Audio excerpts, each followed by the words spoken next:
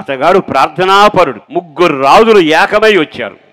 ఈసారి ఈ రాజు అంచు చూడాలి. ప్రార్థన అంటాడుగా, దేవుడు అంటాడుగా అని అంటే ఆడు వచ్చిన తర్వాత ఏమి మాట్లాడలేక కళ్ళలో నీళ్లు కళ్ళలో గుట్టుకుని నెమ్మదిగా దేవుని మందిరానికి వెళ్ళాడు. దేవుని మందిరానికి వెళితే మిగిలిన వాళ్ళంతా అతను వెంబడించారు. ఆ రాత్రి అంతా దేవుని దగ్గర ప్రార్థన చేశారు. అయ్యా, మాకు శక్తి లేదు, రాజ్యం నీదే కదా, నన్ను రాజు చేసింది నువ్వే కదా, నా ఓపిక ఎంతో, నా శక్తి ఎంతో, నా తెలివి ఎంతో నీకు తెలిసిందే కదా, ఏది ఏమైనా నీపైన మేము ఆధారపడుతున్నాం అని దేవునిపై ఆధారపడ్డాడు.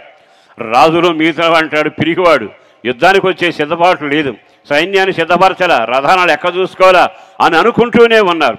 దేవునిపై ఆధారపడ్డవాడు ఎన్నడూ సిగ్గుపడాడు. నీ జీవితంలో ఎంత మొండి సమస్య వచ్చినా నువ్వేమీ కంగారు పడనక్కరలా, నా దేవుడు నీ పక్షాన లేవబోతా ఉన్నాడు, నీ పక్షాన కార్యం చేయబోతా ఉన్నాడు. నీ పక్షాన భయంకరమైన సమస్యలున్నా ఆయన నీకంటే ముందుగా నడవబోతున్నాడు. నీవు దేవునిపై ఆనుకొనినప్పుడు నువ్వు ఇరుకును పడవు, నీ సమస్యలు ఇరుకుని పెట్టవు, ఆ వైపు నీవు వెళ్ళనవసరం లేదు. అంత పోయినా యోబు అంటాడు, నేను ఆయన మీద ఆధారపడతాను, ఆయనే గణపరుస్తాను, ఆయనే దేవుడని చెప్పుకుంటాను. ఇవన్నీ నేను తేలేదు కదా.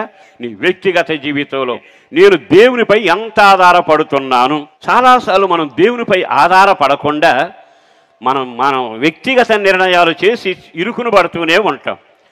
తన జీవితంలో రాజుగారు దేవునిపై ఆధారపడ్డాడండి. విచిత్రమైన అనుభవం ఏమిటో తెలుసా? ఊహకు మించిన ఘనకార్యం చేసి రాజు బయటకు వచ్చి కత్తి చేత యుద్ధం చేయకమునిపే శత్రువులందరినీ హతమార్చడం చేశాడు. పరలోకం తెరవబడింది, పరలోకం నుంచి దూత రావడం మొదలుపెట్టింది. ఆడు ప్రార్థన చేశారు, తవ్విన ఖాళీ గోతుల్లో దేవుడు నీళ్లు నింపాడు. 2 సంఘటనలు బైబిల్లో రాయబడ్డాయి.